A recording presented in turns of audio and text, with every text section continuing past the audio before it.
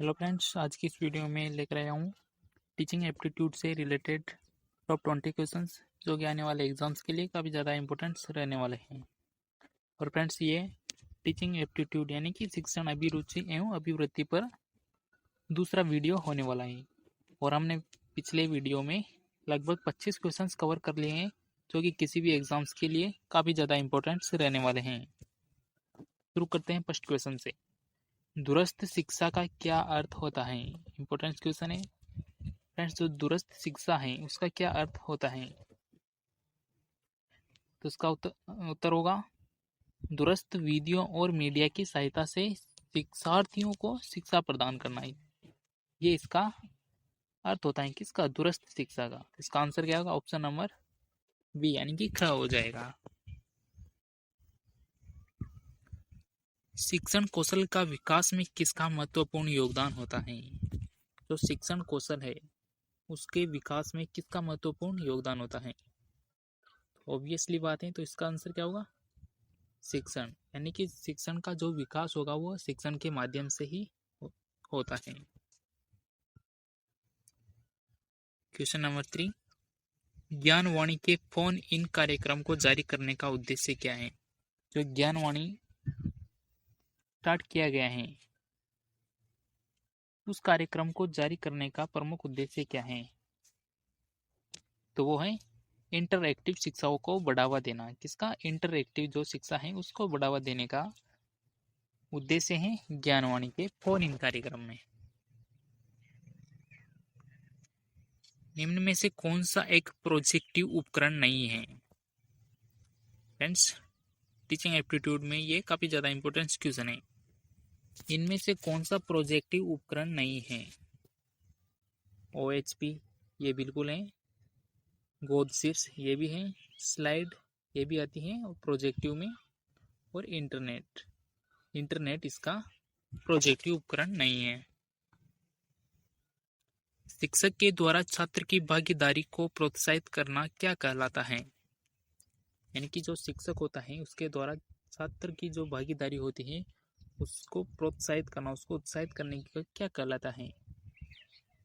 तो कहलाता है सुदृढ़ीकरण देना। यानी कि छात्र को सुदृढ़ीकरण देना कहलाता है। क्वेश्चन नंबर 6, शीर्ष निकाय द्वारा निर्धारित बीपीएड प्रोग्राम के मानदंड और मानक क्या है? जो बीपीएड प्रोग्राम है, कौन सा बीपीएड प्रोग्राम है? जो फिजिकल टीचर ट्रेनिंग एक कोर्स होता है और उसमें पीटी टीचर बनते हैं। तो उस प्रोग्राम के मानदंड और मानक किसके द्वारा निर्धारित किए गए हैं? तो एनसीटीई के द्वारा। ऑप्शन नंबर का इसका राइट आंसर हुआ एनसीटीई। जो एनसीटीई संस्था है उसके द्वारा उसके मानक निर्धारित किए गए हैं। फ्लेक्सिबिलिटी इन स्टडीज की अनिवार्यता विशेषता क्या है? जो फ्लेक्सिबिलिटी इन स्टडीज इसकी अनिवार्य विशेषता क्या है? तो वो है गैर औपचारिक शिक्षा। यानी कि जो गैर औपचारिक शिक्षा है उसको बढ़ावा देना फ्लेक्सिबिलिटी इन स्टडीज की विशेषता है।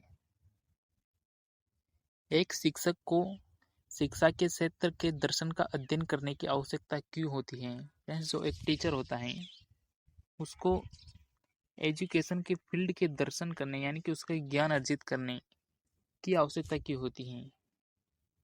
यानी कि उस फील्ड के बारे में महारत हासिल करने की आवश्यकता क्यों होती है? तो होती है दर्शन में विरासत से मिली सिद्धांत को समझने के लिए। जो विरासत में जो सिद्धांत मिले हैं उसके समझने को जो होता है वो एक शिक्षक के पास ही होता है। महत्व प्रत्येक मनुष्य में अंतर्निहित करता है क्या? तो वो है प्रकृतिवाद। जो प्रकृतिवाद है वो प्रत्येक मनुष्य में अंतर्निहित होता है यानी कि वो समाया हुआ रहता है। मानवीय मूल्यों का विकास करने का सार्वभौमिक प्रकृति के साधन क्या है? तो है प्रकटीकरण। इसका आंसर क्या होगा? ऑप्शन नंबर ग राइट आंसर हो जाएगा। स्कूलों में शिक्षकों में असंतोष का प्रमुख कारण क्या है? वर्तमान समय में ये काफी ज्यादा प्रचलन में है।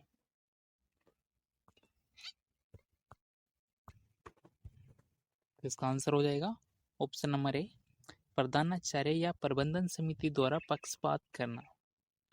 जो शिक्षकों में जो असंतोष पैदा होता है, तो इसका सबसे बड़ा कारण क्या होता है? जो वहाँ के मैनेजमेंट होते हैं उनके द्वारा पक्षपात करना। अध्यापक संगठन का दायित्व क्या होना चाहिए? जो अध्यापक संगठन है उसका क्या दायित्व होना चाहिए? तो वो है शिक्षकों की समस्याओं पर विचार करना तथा उन्हें दूर करने का प्रयास करना, उनका दायित्व होना चाहिए। किसी व्यक्ति की सफलता के बारे में आपका इनमें से क्या विचार है? फ्रेंड्स, कोई व्यक्ति सफल हो जाता है तो उस बारे में आपके क्या विचार हैं?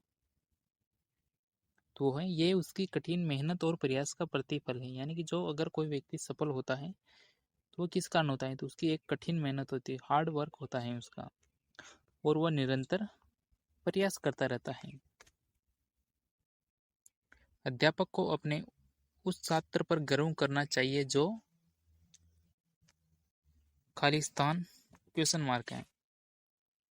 जो अध्यापक होता है वो कौन से छात्र पर गर्व करना चाहिए? तो वह अपने जीवन के आदर्शों पर अड़ी हो। बिल्कुल सही है। अगर कोई टीचर है और वह अपने छात्र पर गर्व करता है, प्राउड फील करता है, तो वो क्या है? जीवन के आदर्शों पर अडिग रहने वाला छात्र हो। ये बिल्कुल सही आंसर होगा ऑप्शन नंबर बी।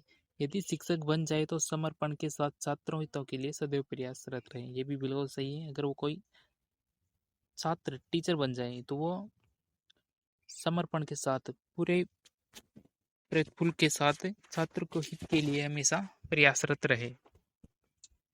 ये भी सही आंसर होगा।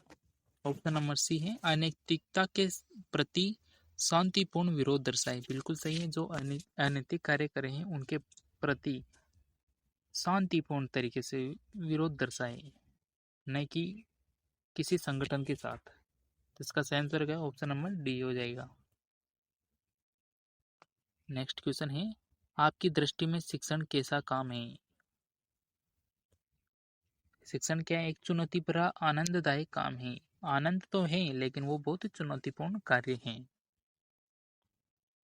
यदि कोई छात्र अपनी आशा से कम अंक पाता है तो उसे क्या कहकर सांत्वना देंगे? अगर आप एक टीचर हैं, अगर वो कोई अपनी आशा से कम अंक पाता है, यानी कि जो अपनी मेहनत से भी कम अंक पाता है, तो उसे आप किस प्रकार सांत्वना देंगे? तो हम उसे देंगे, तुम्हें अपने परिश्रम में विश्वास रखना चाहिए। तो इसका आंसर क्या होगा? ऑप्शन नंबर सी हो जाएगा। प्रभावी शिक्षण के लिए निम्न में से किस शर्त को सर्वाधिक महत्व दिया जाना चाहिए? तो इसका सही आंसर होगा ऑप्शन नंबर सी, व्यवहारिक उदाहरण देकर पाठ्य पुस्तक को स्पष्ट करना।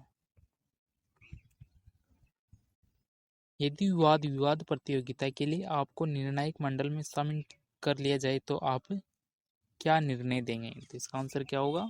अगर कोई विद्यालय में वाद विवाद प्रतियोगिता चल रही है और अगर आपको उसमें निर्णायक मंडल में शामिल कर लिया जाए, अगर आपको उसमें निर्णय करना हो तो आप किस प्रकार निर्णय करेंगे?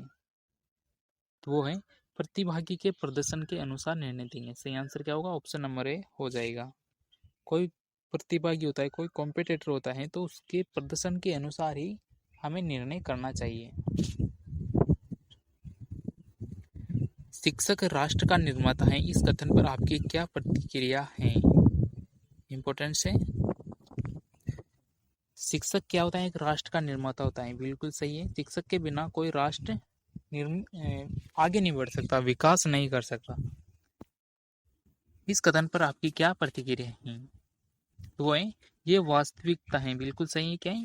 राष्ट्र निर्माता कौन है? शिक्षक है, क्योंकि शिशु ही आगे चलकर राष्ट्र में सक्रिय भूमिका निभाते हैं। फ्रेंड्स, जो शिक्षक होता है वो किसी भी देश की एक रीढ़ की हड्डी मानी जा सकती है, क्योंकि शिक्षक के द्वारा ही जो छात्र पढ़े होते हैं वही आगे चलकर एक देश में सक्रिय रूप से भूमिका निभा पाते हैं। Question number 20 and last question है, स्कूलों में विभिन्न कक्षाओं में प्रवेश देने हेतु आरक्षण का आधार किसको देना चाहिए या किसका होना चाहिए? जो आरक्षण सिस्टम है